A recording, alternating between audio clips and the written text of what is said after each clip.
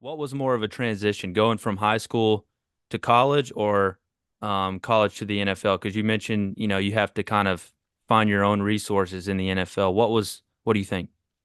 I would say probably high school to college. They're both different. They're both very, very different. You go from high school to where you're young, you're around your family all the time, you're around your friends, you're in an area that you're very comfortable with, and then all of a sudden you're completely going to another place.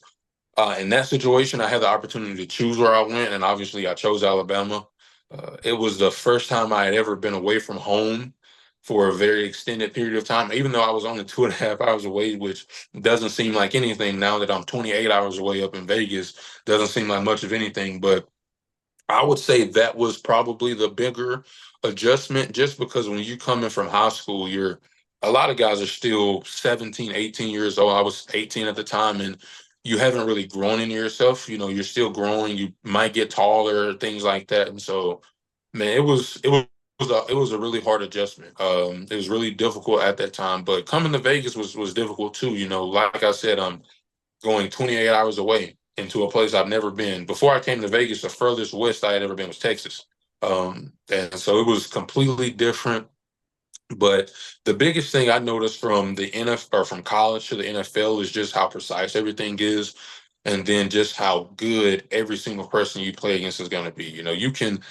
In college, you can play against a guy on a Saturday night from Mississippi State who is a sixth-year senior who just happens to be starting at left guard because he's waited his turn and now he's getting an opportunity. But after his last game, he's going to go work at JP Morgan or something like that. But in the NFL, you're playing against all NFL players. Some guys have been doing this for 2 years. Some guys have been doing it for 8. I have a guy on my team who's going into year 12.